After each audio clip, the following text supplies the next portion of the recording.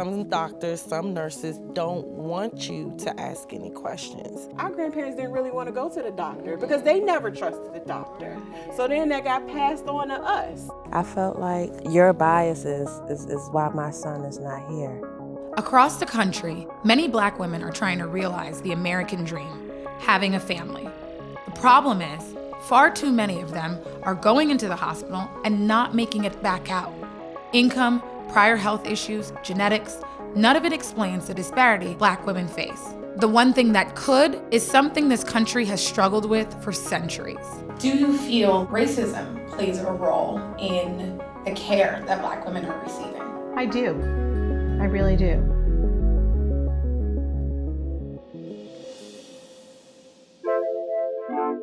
Meet Charles Johnson. He's a super dad. Say hi. Can I shake your hand? How are you? Nice to meet you. A single father, he's raising 2 boys on his own, but it's not how he wanted it to be.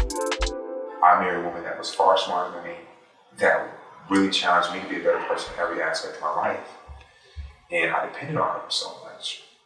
Charles and his wife, Kira, had a whole life planned together. We always talked about raising men that would change the world. That's what we thought of, and everything that we talked about was focused and centered around that.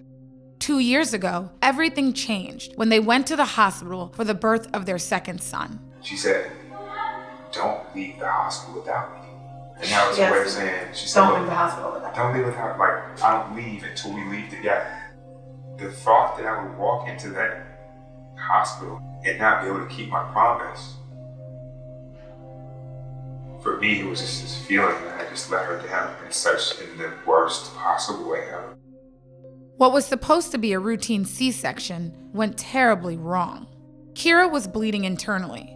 Charles alleges no one took appropriate action.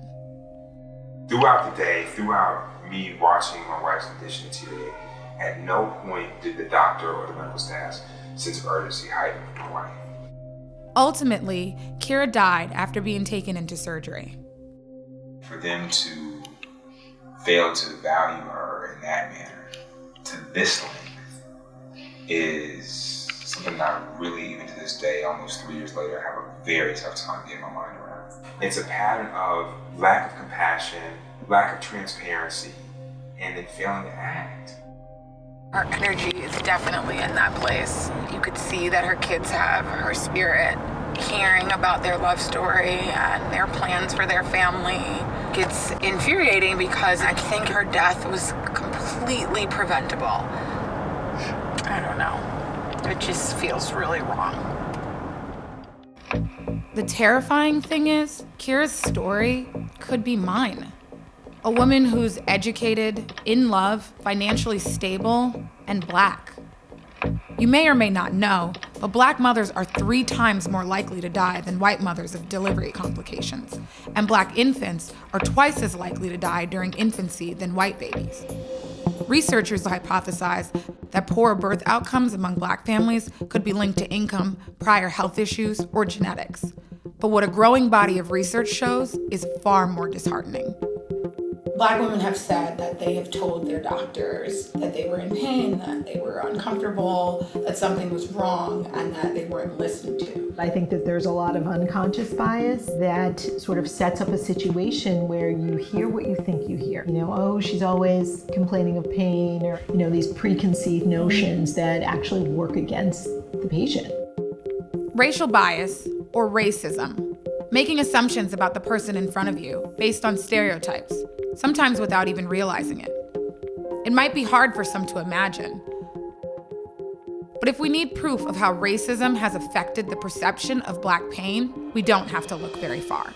There's been a long tradition, going back at least as far as the United States was founded, of white physicians treating Black patients like they are subhuman, that they do not feel pain like white people. And particularly the tradition that happens time and time again of a Black population being isolated and treated like lab animals.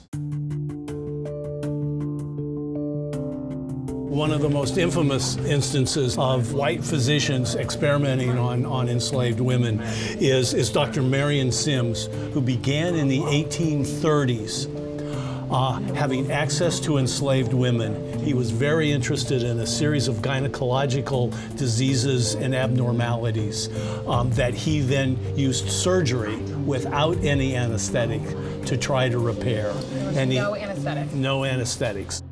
He's known as the father of gynecology. He used black women to learn. These were actually slaves who were being violated.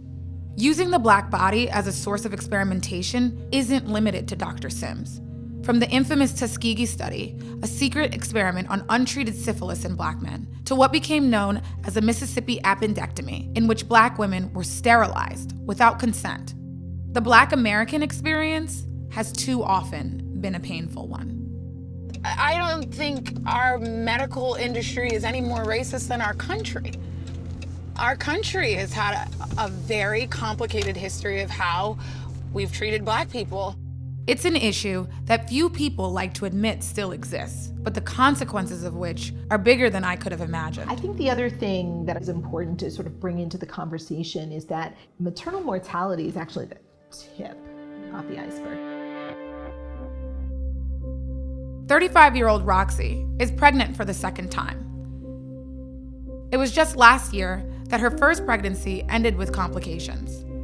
I could tell that something was going on that day because I just woke up feeling weird, and not even like feeling weird like physically. It was just like something in me could just tell that this day was just not going to be right. My water breaks and it was like a gush. I was trying to tell myself that this is not what's happening because it was so early. Roxy and her husband went to the emergency room hoping for the best. When I went for the ultrasound, that's when they discovered that he had no heartbeat. The doctor comes in and he's just like, I'm so sorry, there's no heartbeat. And, we're just devastated. At 17 weeks, Roxy delivered her son, Lee. And he was perfect, honestly. Like, he was just a tiny little baby. Like, he had 10 fingers, 10 toes. He had a little cute nose and mouth, and his eyes were closed, of course, and they hadn't developed yet. But he was perfect. Like, he looked like a little baby. The sad reality is Roxy isn't alone. I didn't think that I would lose 2 babies and almost lose my life. All of these women have lost babies, some more than one. And the truth is, it feels like just another thing Black women have to deal with. When it comes to just how you show up in the world, we all are battling these stereotypes that are already laid out for us, whether it's the mammy, the Jezebel, strong Black woman, angry Black woman, whatever you want to call it. And I think that plays a role in how we get pregnant, stay pregnant, bring a baby home. Absolutely. Mm-hmm. I mean, I love what you said. Like, we carry it. We carry it on our shoulders. We carry it in our gut. That Black women tend to hold things inside. And anytime you're holding in anger, fear, grief, all of these emotions, different things just begin to develop because of stress that hasn't been dealt with. Researchers are starting to see what these women already know. There's been data that suggests lifelong stress or generations of stress has been associated with an increased risk for preterm labor and preterm birth. But I think the data would suggest that racism is a long-term stress, which can lead to poor, health outcomes. Stress looks a lot like regular pains. My chest is tight.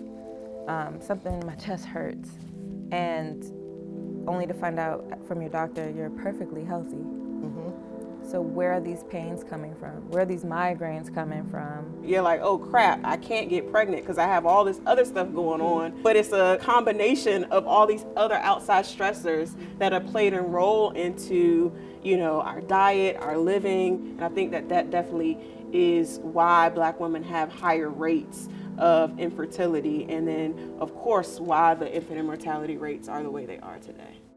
In the early days of her pregnancy, Roxy had been healthy and happy, but midway through her second trimester, a lesson about freedom of speech among Black football players taught at her mostly white school sparked a controversy that made the news.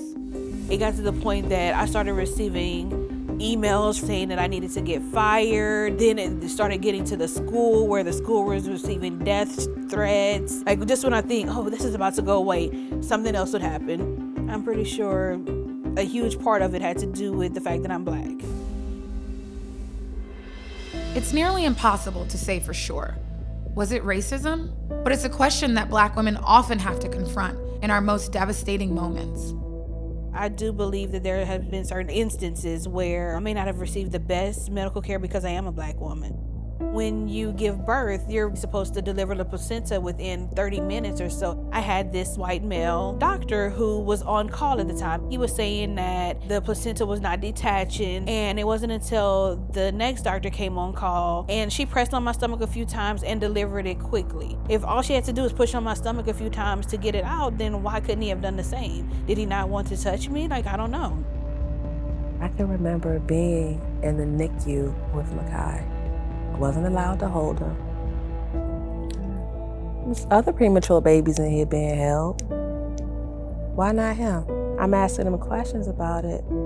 Then that's when I got the attitude like I'm bothering them, you know? They did exactly what I was always scared of. So they ignored me. He ended up missing so many signs. Your concerns are like, hurry up, get this. And so it is frustrating. The simple act of questioning your own experience is difficult to navigate. And these exact concerns have led Black women to create a community, a safe space, so that we don't have to worry about whether or not we've been given adequate care. I left that hospital and I became my own advocate. It took, 3 times of this for me to actually stand up for myself. Now that all of us share our stories with loss, infertility, but also experiences in the doctor's office, in the OBGYN office, in the hospitals that they go to tell people to not go to those places, to go find a different provider that can take care of you so that you can feel secure. What should the medical industry be doing to address this problem? When I had my third and final child, I felt like I needed a doula, and I didn't get that. That was what being a midwife was about. It was a community service, and it was a family commitment. It passed from generation to generation. It was Black women helping Black women. And over years that Black midwives serve in that capacity, many of them will help birth hundreds of children. So Black women helping each other, and by extent, helping the community. Helping the community. Black women will make a way out of no way. That is powerful. That exhibit on Black midwives just blew me away, because Black women will come together and solve a problem, no matter what it is. It was such a reflection of who Black women have always been, of just creating this community in order to maintain our own well-being, our children's well-being, our community's well-being. I thought that was incredible.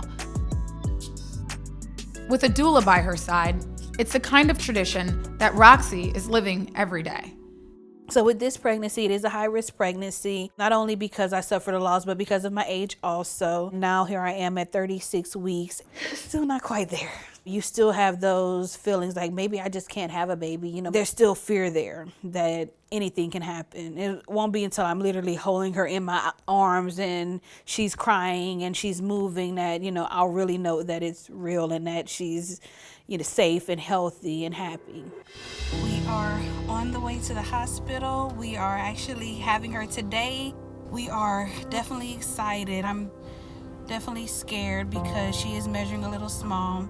With her baby measuring in at a low birth weight, Roxy had to deliver early. But ultimately, her daughter Ever was born healthy and strong.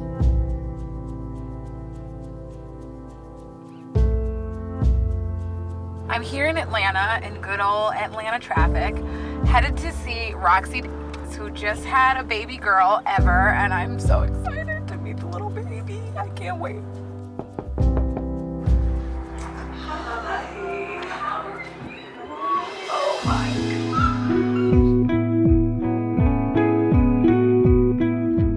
So wonderful to see her and her beautiful baby girl ever. It's really nice to see, even in the face of so much adversity and such disheartening statistics, that there are Black women out here who are having beautiful babies and raising beautiful families.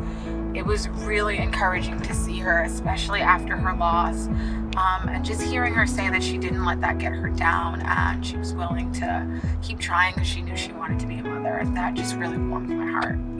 What would you say to anybody who says that this problem is unsolvable? This problem is solvable. And we know that because we've seen progress in other countries. We've seen progress in states that have implemented programs. So we have the fixes, we have the tools. It's about raising the consciousness, first and foremost, letting people know that this is a problem. I think Black people have been working around the system since we've been in this country. And I think the answer is challenging our country to just get better, do a better job of seeing us. I want to encourage Black women to make this country see us.